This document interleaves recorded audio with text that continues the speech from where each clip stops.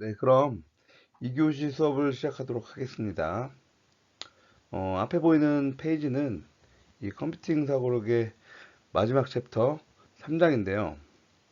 우리는 이번 페이지 8장 3절 토마토 스파게티 만들기와 원하는 수 찾기를 통해서 이 생활 속의 알고리즘을 탐구해 보도록 하겠습니다. 먼저 제시된 예제를 보면 토마토 스파게티를 만드는 알고리즘과 이 토마토 스파게티를 요리하는 레시피 8단계는 어떤 것들이 있는지 알아보도록 하겠습니다.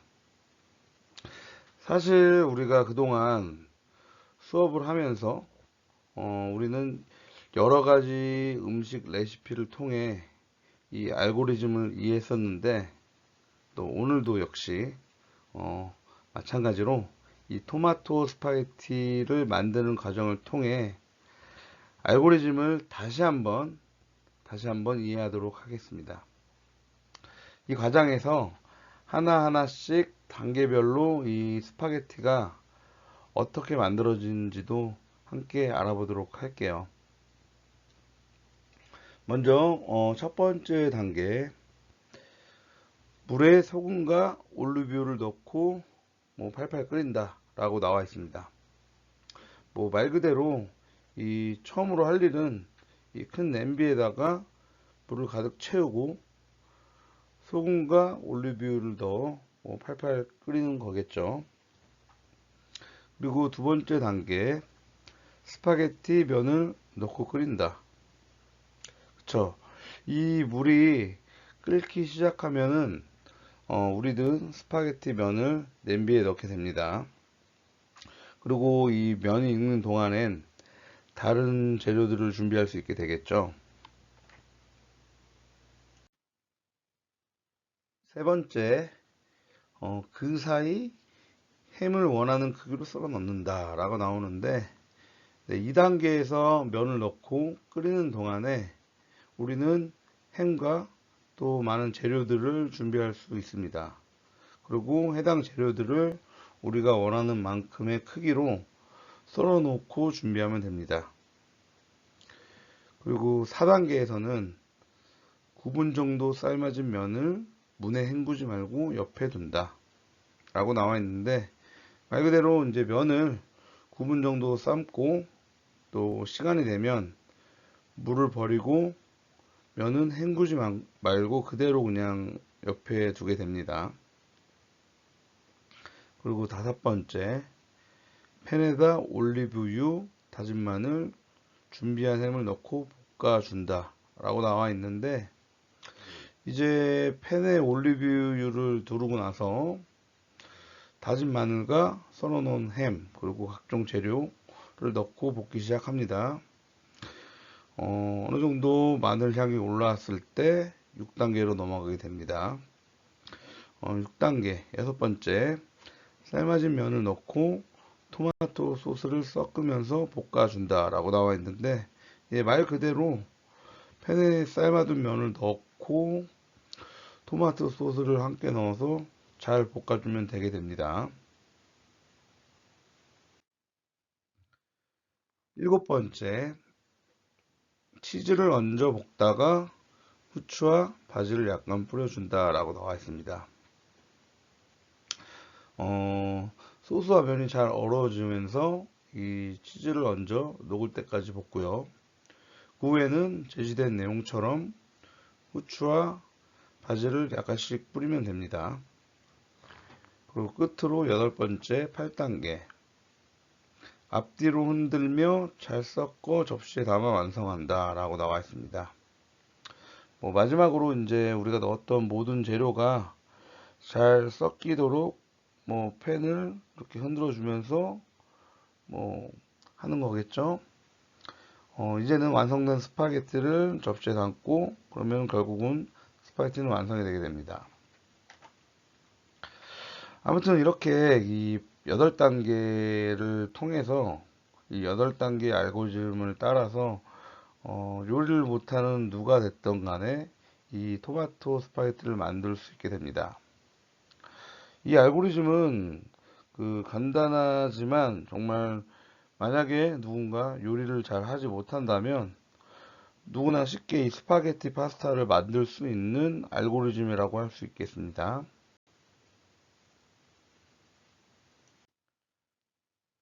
예, 본 슬라이드는 생활 속의 알고리즘 탐구 그 두 번째 원하는 수 찾기입니다. 네, 제시된 글을 보면 선행 탐색 알고리즘이라고 나와 있는데요. 이 선행 탐색 알고리즘이란 수를 차례대로 비교해서 원하는 수를 찾는 방법이라고 할 수 있습니다. 예제를 통해서 한번 같이 알아볼게요. 다음 숫자들 중에서 가장 큰 수 찾기라고 되어 있습니다. 여기 제시된 수는 3, 13, 17, 14, 7. 뭐 대충 봐도 뭐 큰 수 찾기는 되기 쉽죠. 그러면 풀이를 보면서 하나하나 또 설명을 하도록 할게요. 먼저 첫 번째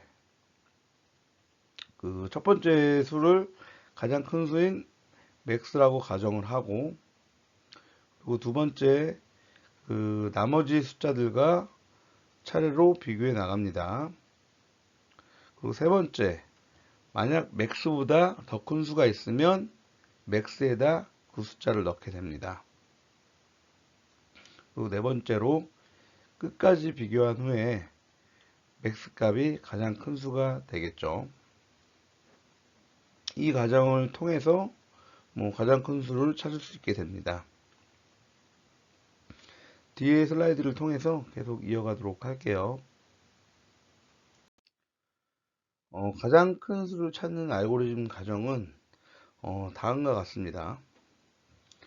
이 과정을 좀 자세하게 보면 처음에 이 첫 번째 수를 맥스로 정합니다. 따라서 이 맥스는 처음에 제시했던 3이 되겠죠. 두 번째에서 맥스는 3과 13을 비교해서 당연히 13이 더 크게 되므로 맥스는 13이 될 수 있습니다. 세 번째로 이 맥스는 13인데 다시 17과 비교해서 뭐 당연히 17이 더 크므로 맥스는 17이 되겠죠. 그리고 네 번째에서는 맥스 17이 되었고 17을 14와 비교하게 됩니다. 뭐 또 당연히 이 17이 14보다 더 크므로 맥스는 그대로 17로 유지가 됩니다. 또 마지막으로 맥스는 17과 7을 비교하는데 맥스인 17과 7을 비교하는데 뭐 당연히 너무 당연히 네. 예, 제가 이거를 설명하면서도 여러분한테 좀 미안해요. 뭐 아무튼 17이 더 크므로 맥스는 여전히 17이 됩니다. 따라서 가장 큰 수 맥스는 당연히 17이 되겠죠. 어, 우리는 이제 이렇게 너무 쉬운 예제를 통해서 너무너무나 쉬운 예제를 통해서 그냥 선형 탐색이라는 뜻, 선형 탐색이라는 알고리즘이 무엇인지만 이해하면 될 것 같습니다. 뭐 그리고 이 선형 탐색 알고리즘이 비교적 굉장히 간단하고 배열에서 뭐 자주 쓰이죠. 우리가 이렇게 공식으로 쓰질 않아서 그렇지 머릿속으로만 이해를 하고 아무튼 이번 선형 탐색 알고리즘 통해 이 무엇인지 뜻만 이해하면 좋을 것 같아요. 8장 3절의 그 두 번째 그 앞에 첫 번째보다는 좀 더 재미있는 19단 암산과 섭씨를 화씨로 변하는 알고리즘에 대해서 한번 알아보도록 하겠습니다. 그 중에서 먼저 첫 번째로 19단 암산의 원리를 알아보도록 할 텐데요. 우리 한번 같이 예제 8-13을 보도록 할게요. 그냥 간단하게 19단 암산 알고리즘이라고 명시되어 있습니다. 이것은 그냥 말 그대로 그 암산의 기본 원리를 익히는 뭐 알고리즘 정도라고 이해하면 좋을 것 같고요. 앞에 제시된 내용을 같이 보면서 무슨 말인지 함께 이해하도록 할게요. 수학 강국 인도에서는 어린 시절부터 19단까지 외움이라고 나와 있고, 그런데 19단을 꼭 외워야 하는 걸까? 외우는 대신 19단 암산할 수 있는 원리와 암산 방법. 19단 암산법이 두 가지 전제 조건. 첫 번째, 두 자리 숫자끼리 곱셈. 둘 다 11에서 19까지의 곱셈이라고 나와 있습니다. 그래서도 설명을 하고 있듯이, 그, 인도에서는 그 어린 시절부터 우리가 배우는 구구단, 이 구구단을 19단까지 외우도록 한다고 합니다. 그런데 왜 그들이 그 어린 아이들임에도 불구하고 이 19단을 외워야 하는 것일까요? 뭐, 정답부터 말씀드리면 외우는 것은 아니고요. 논리적으로 풀다 보면 이 알고리즘만 알게 되면 누구나 쉽게 그 풀 수 있게 되는 뭐 그런 알고리즘입니다. 이 19단이. 굉장히 좀 재밌어요. 아무튼.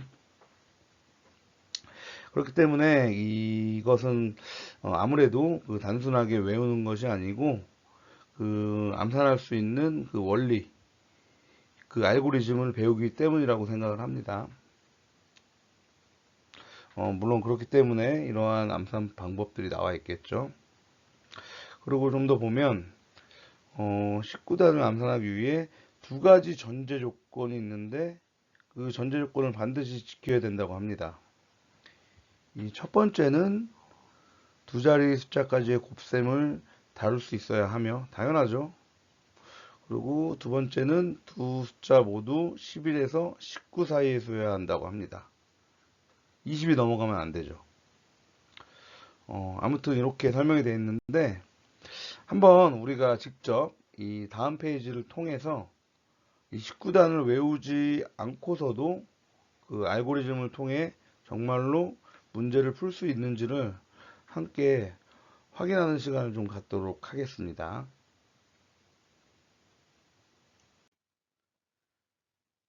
네, 사실 결론부터 말씀드리면 이 19단 암산 알고리즘은 암기하는 것이 아니고요. 그 알고리즘만 알면 누구나 풀 수 있는데 사실 이 알고리즘은 굉장히 쉽습니다. 그냥 쉽게 두 자리의 수를 곱해서 손쉽게 계산하는 방법이고요. 또 각 자리의 숫자를 곱하고 자릿수를 맞추어 그냥 더하는 과정입니다. 그냥 그게 끝이에요. 그러면 19단을 누구나 쉽게 그 암산할 수 있게 됩니다. 먼저 그 제시된 글을 한번 보도록 할게요. 1의 자리 숫자끼리 곱한 값의 1의 자리 숫자를 구하고자 하는 값의 1의 자리의 적음. 이 글 자체가 더 헷갈리게 되어 있습니다. 이 그 암산보다. 아무튼 뭐 이 첫 번째 내용 자체가 굉장히 그냥 복잡하게 서술되어 있는데 그냥 단순하게 말하면 그냥 1의 자리 숫자끼리 곱한 값을 그냥 첫 번째 자리에 적용하면 되는 거예요. 그냥 쉽게. 예를 들면 우리가 12 곱하기 13을 계산한다고 할게요. 여기서 1의 자리, 그러니까 첫 번째 자리, 첫 번째 자리는 뭘까요? 12에서 첫 번째 자리는 2가 될 것이고 13에서 첫 번째 자리는 당연히 3이 될 것이에요. 예, 1의 자리는.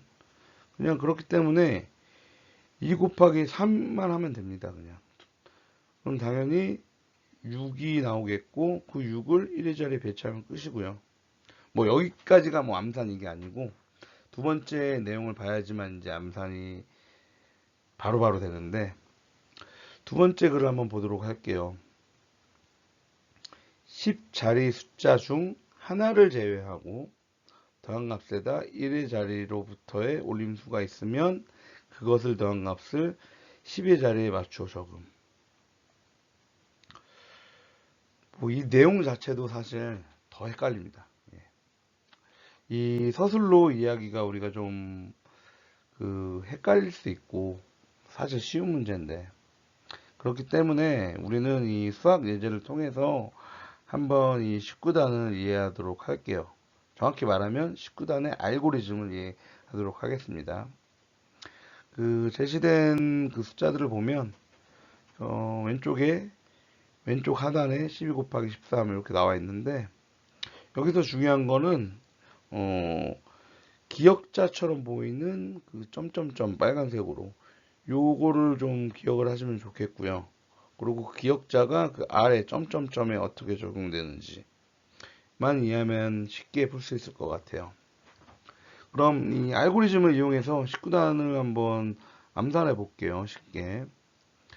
먼저 아까 전에 설명했던 것처럼 첫 번째 자리끼리 곱을 먼저 하겠습니다.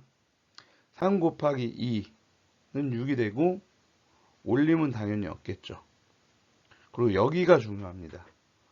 그리고 위에 12가 먼저 제시되어 있는데 그냥 단순하게 10이라고 보고 더하기 아래에 있는 숫자 3을 하면 15가 됩니다. 그쵸? 그렇잖아요. 12 더하기 3, 그럼 15. 이거를 1의 자리가 아닌 10의 자리에 배치를 하게 됩니다. 그러면 156이 되겠죠. 되게 간단하지 않아요? 그러면 두 번째 예제로 다시 한번 설명을 해볼게요. 16 곱하기 14라고 나와 있는데 또 여기서도 기역자, 이 눈금으로 표시되어 있는 빨간색 눈금으로 표시되어 있는 기역자를 기억해 주시고 그리고 아래에 있는 숫자 22라는 점점점 눈금도 한번 봐주세요. 그리고 파란색으로 써져 있는 글들도 한번 볼게요. 그러면 이 파란색 글들을 따라서 먼저 4 곱하기 6을 합니다. 그러면 24가 되는데 이 중에 4 끝자리는 그대로 배치해 두고 2는 올림수로서 파란색 위로 되어 있는 대로 그냥 놓겠습니다. 그냥 동그라미로 여기는 보기 쉽게 표현되어 있는데 이렇게 놓고 아주 간단해요. 그러면 이제 더하기만 하면 끝이에요. 여기서 16 첫 번째 기역자에 있는 16 더하기 그 아래 기역자에 포함되어 있는 4 하면 20이 되겠죠. 20. 그리고 아까 올림수 2만 더하면 22가 됩니다. 그럼 단순하게 22를 10의 자리에만 배치를 하면 그러면 읽기만 하면 그냥 해답이 나와요. 10의 자리에 배치했으니까 22가 10의 자리니까 220이 되겠죠. 그럼 뒤에 있는 4 더하면 224가 됩니다. 모르겠어요. 이게 지금 굉장히 재미나요. 뭐 아무튼 인도에서는 이렇게 19단을 암기하지 않고도 그냥 알고리즘을 이용해서 사용하고 있다고 합니다. 예, 다음 장 예제를 통해서 조금 더 큰 수로 한번 알아보도록 하겠습니다.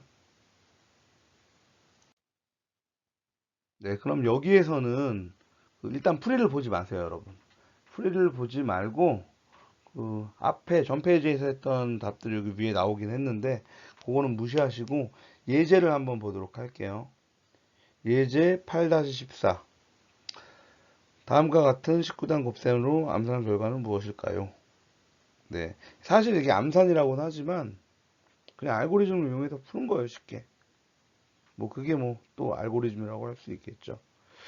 여러분 1번 문제와 2번 문제를 제가 시간을 그냥 1분 드릴게요. 1분 드릴 테니까 한번 풀어보도록 하겠습니다. 그냥 계산기로 풀지 말고 정말 우리가 배웠던 19단 알고리즘으로 한번 풀어보겠습니다.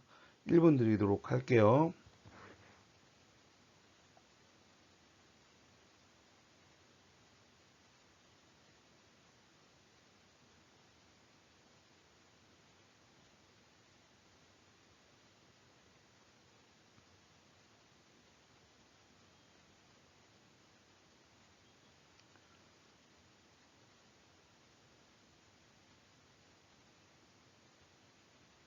네, 잘 풀고 계시나요?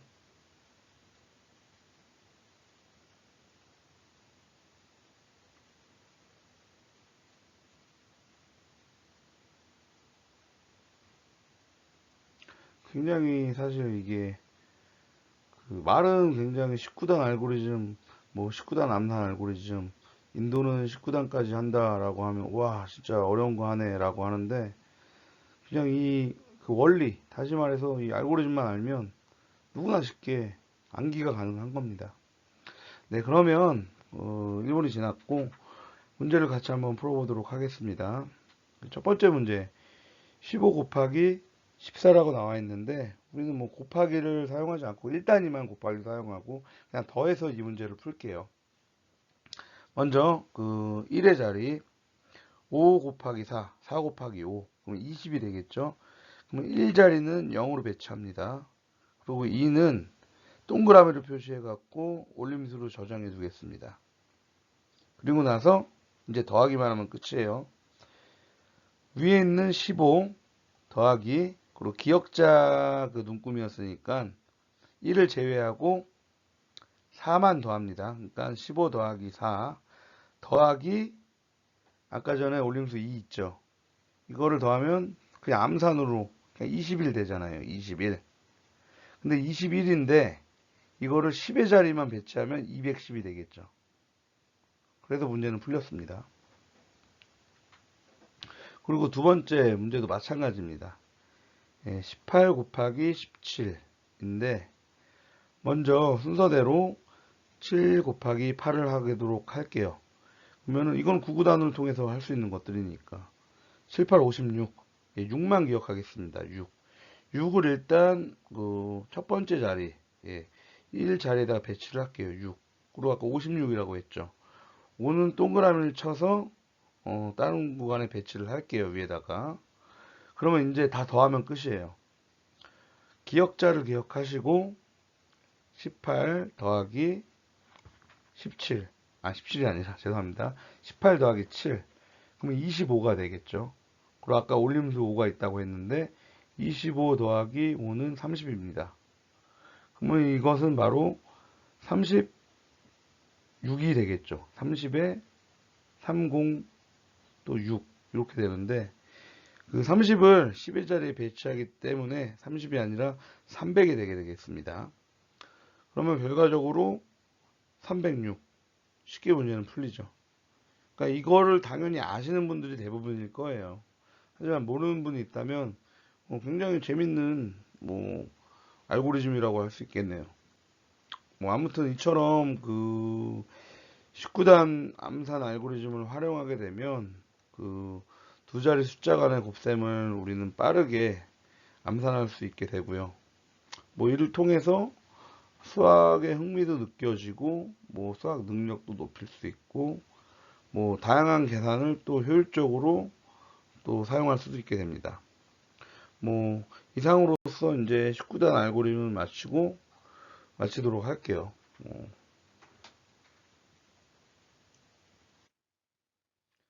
19단 암기 알고리즘에 이어서 이 섭씨를 화씨로 변하는 알고리즘도 한번 알아보도록 할게요. 우리는 이 앞에 제시된 예제를 통해서 그 섭씨 온도를 화씨 온도로 변하는 공식에 대해서 한번 알아보도록 하겠습니다. 이 예제는 그 온도 변환을 하는 공식을 보여주고 있는데 공식은 앞에 제시된 다음과 같습니다. 화씨는 5분의 섭씨 곱하기 9 더하기 32라고 나와 있습니다. 풀이 섭씨 온도가 25일 때 단계별 의석 코드 이렇게 의사 코드가 그 정리되어 있습니다. 여기에 첫 번째로 보면 이 섭씨 온도가 25도라면 그 섭씨를 25로 저장하게 되고요. 그리고 두 번째로 섭씨 온도에다가 9를 곱한다. 그러니까 섭씨 곱하기 9를 화씨에 저장하게 됩니다. 그리고 세 번째 단계에서는 그 화씨의 값을 5로 나누는 것인데요. 즉 화씨 나누기 5를 화씨에 저장을 하고 225를 5로 나누게 되면 45가 되겠죠. 그리고 마지막 단계에서는 그, 나온 값에다가 31을 더하게 됩니다. 즉, 화씨 더하기 31을 화씨에 저장하는 것이 되겠죠. 이걸 다시 말하면, 45 더하기 32, 결과값은 77. 이렇게 되게 됩니다. 따라서 이 섭씨 25도는 화씨 77도가 되게 됩니다. 뭐 아무튼 이렇게 나와 있는데 우리는 다음 페이지를 통해서 다음 페이지 그 순서들을 통해서 계속 이 섭씨와 화씨 변환이 되는 과정을 알아보도록 할게요. 홈페이지에서는 이 앞 페이지에서의 과정을 그 순서대로 잘 표현하고 있는데요. 먼저 이 순서들을 보시면 시작이 있고요. 그 아래 그 섭씨 온도를 입력하게 됩니다. 그리고 그 아래는 9를 곱하고 그리고 곱한 결과를 5로 나누게 됩니다. 그러고 나서 나눈 결과에 32를 더하게 되면 그 화씨 온도가 출력되게 되겠죠. 결과적으로 이 화씨 온도를 출력하면서 끝이 나게 됩니다. 이 과정은 이 순서도는 굉장히 단순하게 이 섭씨 온도를 화씨 온도로 변화하는 뭐 단계적인 이 순서를 보여주고 있고요. 이렇게 해서 우리는 이 섭씨 온도를 정확하게 화씨 온도로 변환할 수 있게 되겠습니다. 네, 탐색과 정렬. 우리는 이 탐색과 정렬이라는 주제를 통해서 그 이진 탐색의 알고리즘에 대해서 한번 알아보도록 할게요. 이 이진 탐색이란 그 차례로 정렬된 데이터에 대해 이분화하면서 탐색하는 방법이라고 하고 있는데요. 이 정해진 구간 내에 모르는 자연수를 빠르게 맞추는 것입니다. 이 빠르게 맞추는 방법은 이 이진 탐색으로 가능하다고 하고요. 그러면 어떤 내용인지 이 플레이는 어떻게 하는 것인지 한번 알아보도록 할게요. 먼저 이 구간을 설정해서 그 답변자는 구간 내에 하나의 값을 미리 정해 놓습니다. 그리고 질문자가 답변자에게 구간 내에 있는 어떤 수를 지목하여 묻는데요. 그것을 통해 답변자는 그 수가 자기 기준보다 그 큰지 또는 작은지 또는 같은지를 대답을 합니다. 그리고 여기에서 구간 삭제라는 것은 그 같은 경우에 그 수가 바로 정답이 되는 것인데 숫자가 크거나 작은 경우에는 해당 구간을 버리고 새로운 구간에서 다시 묻는 형태의 방식을 말하고 있습니다. 좀 내용이 좀 이해가 안 갈 수 있는데 예를 들어서 한번 설명을 해볼게요. 예를 들어서 우리가 제시할 수 있는 숫자는 1부터 10이라고 가정을 할게요. 그리고 찾고 싶은 값은 8이라고 가정을 해봅시다. 그리고 1과 10의 중간값은 5로 정하고 먼저 5보다 큰지 작은지를 상대방한테 물어볼 수 있겠죠. 또 이런 식으로 계속 반복적으로 물어보면서 답을 찾아가는데 이렇게 이진탄색을 계속 반복하게 되면 그 리스트를 계속 반반 나누어서 탐색하게 되고 결과적으로 질문자는 답변자의 문제를 빠르게 찾을 수 있게 됩니다. 뒤의 내용을 통해서 좀 더 알아보도록 할게요. 모르는 수를 빠르게 찾아내는 알고리즘. 우리는 그 앞 슬라이드에 이어서 그 본 슬라이드에서도 그 이진 탐색을 통해서 그 모르는 수를 한번 찾아보도록 하겠습니다. 예제를 보시면 1부터 32까지 수 중에서 정해지는 모르는 값을 빨리 알아내는 질문이라고 나와 있습니다. 풀이를 보면은 이제 5번의 질문을 통해서 그 질문과 응답을 통해서 답을 찾아내는 것인데요. 먼저 풀이를 보면 A는 7이라는 숫자를 정답으로 정해 두었어요. 그래서 B는 A한테 묻겠죠. 1부터 32까지 숫자 중에서 그 중간값인 16을 물어봅니다. 뭐 16보다 큰지 혹은 작은지. A는 작다고 말하고요. 그리고 B는 이제 1부터 16까지만 다시 구간을 정해 놓고 그 중간값인 8을 물어봅니다. 그럼 A는 다시 작다고 합니다. 그리고 8가지 중에 중간값인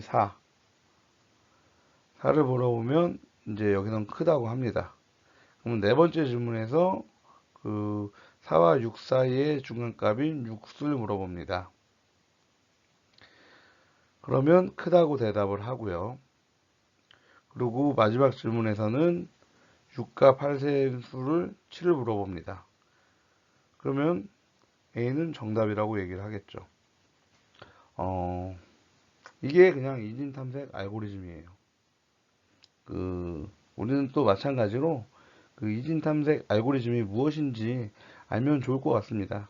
이 몇 번의 질문으로 모르는 수를 빠르게 찾을 수 있는 방법이고요.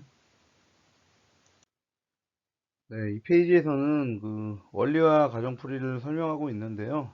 우리가 앞 페이지를 통해서 이해했기 때문에 그냥 한번 읽어보고 넘어가도록 할게요. 원리와 가정풀이 32의 중간값인 16보다 작으므로 다음 선택은 1에서 15 사이가 되겠고, 또 1과 15의 중간값인 8로 추정하고 8보다 작으므로 1에서 7까지 중간값은 4가 됩니다.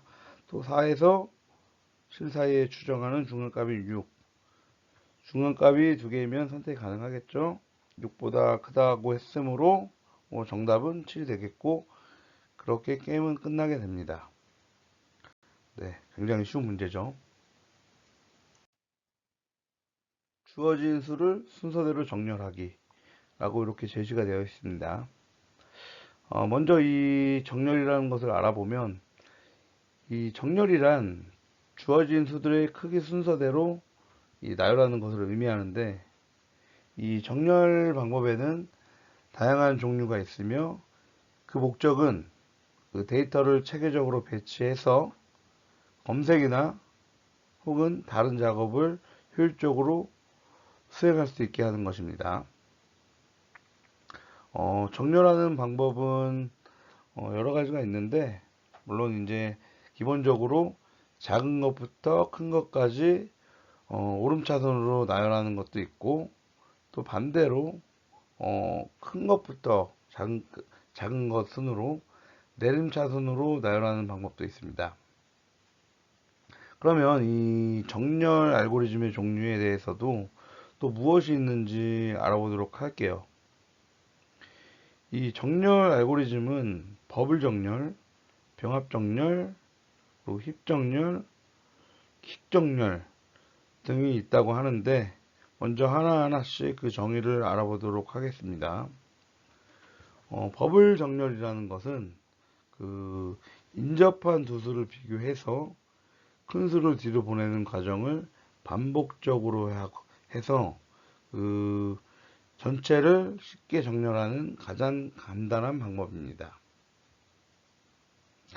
그리고 병합 정렬이라는 것은 리스트를 절반으로 나누고 또 각각의 재기적으로 정렬한 후에 병합하는 정렬법이라고 하고요.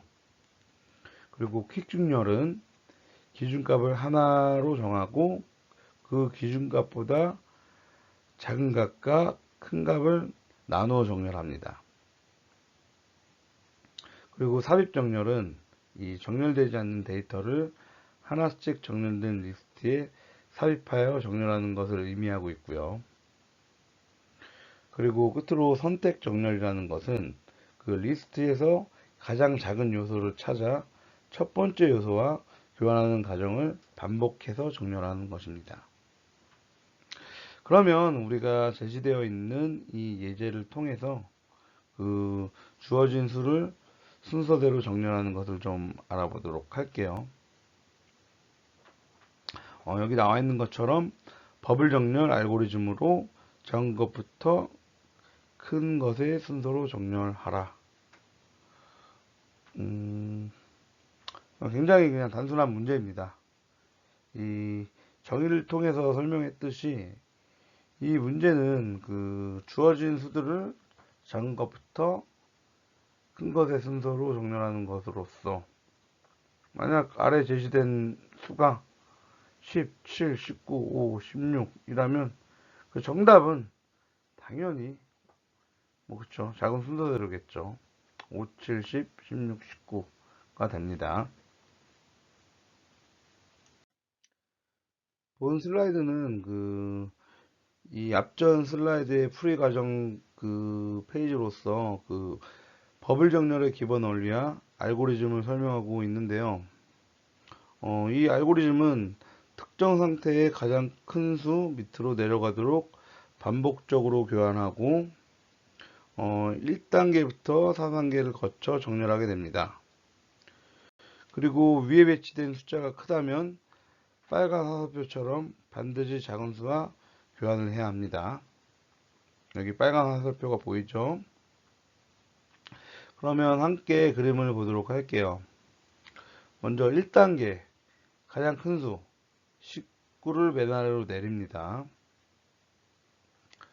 10, 7, 19, 5, 16 순서의 리스트에서 인접한 수를 비교하는데 첫 번째 비교는 10과 7을 비교해서 10이 더 크므로 위치를 바꿔주고요. 두 번째 10과 19를 비교해서 19가 더 크므로 그대로 두게 됩니다. 그리고 세 번째 19와 5를 비교해서 19가 더 크므로 위치를 바꿔주고요. 그리고 네 번째 비교 19와 16이 비교하면 19가 더 크므로 위치는 바꿔주게 됩니다. 그리고 두 번째 단계입니다. 가장 위로부터 계속 수를 교환하여 그 다음 큰 수 16을 그 다음 아래로 놓음이라고 나와 있는데 7, 15, 16, 19 순서의 리스트에서 다시 인접한 두 수를 비교합니다. 첫 번째 비교는 7과 10을 비교해서 10이 더 크므로 그대로 둡니다. 그리고 두 번째 비교 10과 5를 비교해서 10이 더 크므로 위치는 바꿔주게 되죠. 그리고 세 번째 비교는 10과 16을 비교해서 16이 더 크므로 그대로 두게 됩니다.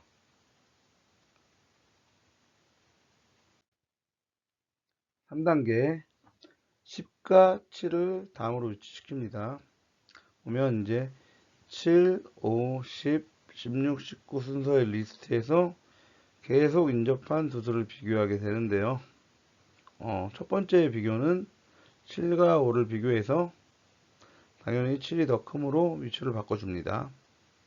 그리고 두 번째는 7과 10 중에서 10이 더 크므로 그대로 두게 됩니다.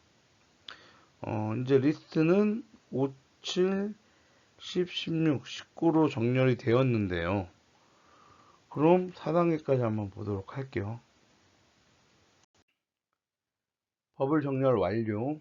네, 말 그대로 이제 뭐 완료됐다는 것이죠. 이 4단계가. 이 4단계는 말 그대로 더 이상 비교할 필요가 없으므로 그냥 정렬을 마치는 단계입니다. 그래서 앞에 제시된 그림을 보면 박스를 보면 5, 7, 10, 16, 19 잘 이렇게 순서대로 주어진 수들이 정렬이 잘 되어 있는데 이와 같이 버블 정렬을 사용해서 우리는 주어진 수들 중에서 작은 것부터 큰 것까지 정렬할 수 있는 방법을 알아보았습니다. 굉장히 쉽죠? 이 정렬 예제가. 뭐 아무튼 해당 예제를 끝으로 오늘 알고리즘 탐구의 모든 예제는 마쳤고요. 다음 장으로 계속 이어가도록 할게요.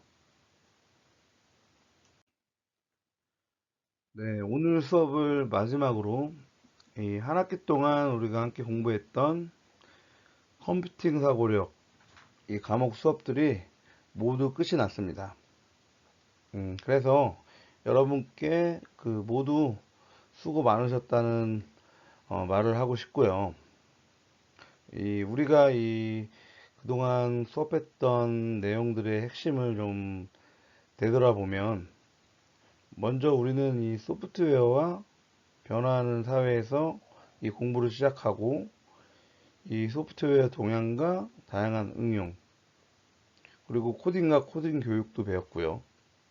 그리고 또 디지털 혁명과 컴퓨팅 사고의 이해 및 응용까지 광범위한 주제들에 대해서 이 수업을 했었습니다.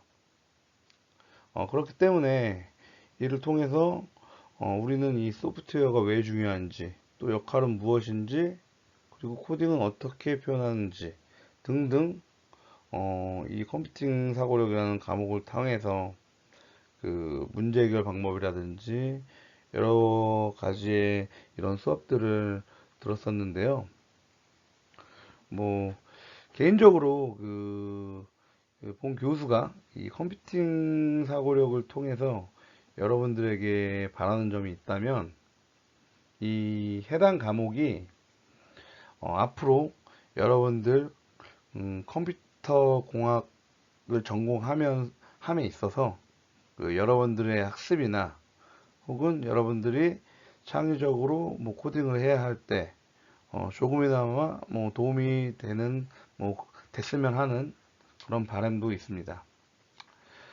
아무튼 여러분 그동안 이 컴퓨팅 사고력 수업 듣느라 고생 많으셨고, 또 공부 열심히 해주셨고, 다음 주에는 이 기말고사도 있으니까 끝까지 최선을 다하시기 바랍니다.